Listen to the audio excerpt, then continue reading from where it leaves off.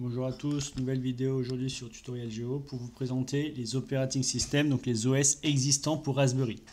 Donc il en existe beaucoup. Là je vous présentais les mainstream, les plus connus pour les Raspberry Pi.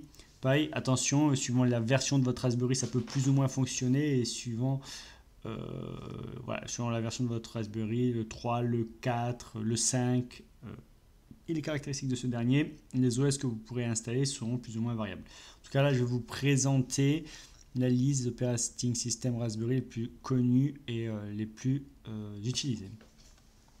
Donc, en termes d'operating system, vous allez voir qu'il en existe beaucoup et pour des usages différents parce que chaque OS a, on va dire, son propre usage ou ses propres, on va dire, caractéristiques, ses propres fonctionnalités. Donc par défaut, vous avez les OS 64 bits ou 32 suivant votre Raspberry. Et faites attention à ça parce que si vous avez un Raspberry Pi 3, vous ne pourrez pas installer tous les OS que vous souhaitez. D'accord. Enfin, vous pourrez installer que les 32 bits par défaut. Donc justement pour vous présenter ça. Donc où est-ce que j'avais vu ça? C'était ici, je crois. Voilà. Donc là. Si je vous présente rapidement, voilà, vous avez, suivant les types de modèles, vous pourrez installer plus ou moins les OS que vous souhaitez. Voilà, les 64 bits sont disponibles uniquement pour les modèles de Raspberry suivants. D'accord, donc attention à ça. Par ailleurs, n'oubliez pas que vous êtes en ARM. D'accord, donc ça, c'est plus ou moins important en fonction aussi de ce que vous voulez installer. Car pour rappel, les OS Raspberry sont dérivés des OS Linux. Et vous avez même du Ubuntu qui est installable sur Raspberry Pi. Attention à bien installer les OS avec les bonnes caractéristiques. Donc par défaut, vous pouvez télécharger l'OS officiel de Raspberry qui est Raspberry Pi OS, qui descend vraiment de Linux. D'accord, en 32 ou en 64 bits suivant ce que vous voulez. Et voilà, on voit que les OS Raspberry sont des dérivés de Debian.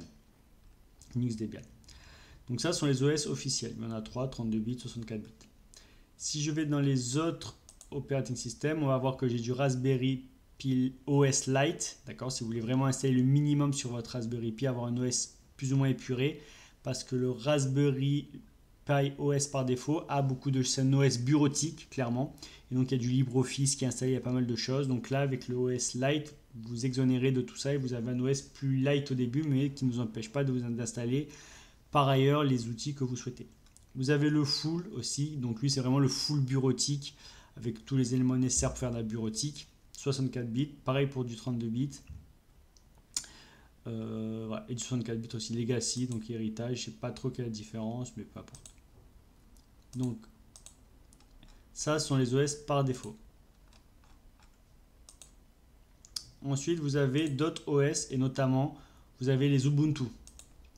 Ubuntu Server, Ubuntu Desktop. Donc attention, ça c'est vraiment très bien. 64 bits et 32 bits, 24 la dernière version Ubuntu 24.4.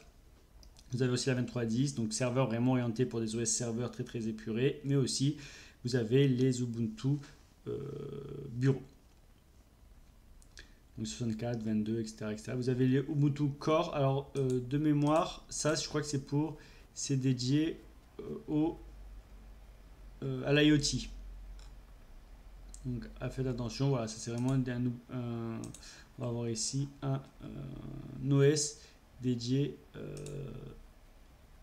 vraiment IoT. Donc vous avez pas mal d'OS par défaut. Donc voilà, vous avez les Linux Ubuntu par défaut, bureautique serveur qui vous sont proposés.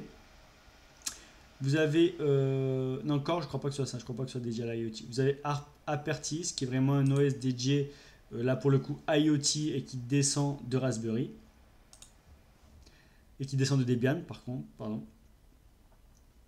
Et vous avez un autre OS qui est dédié vraiment Raspberry Pi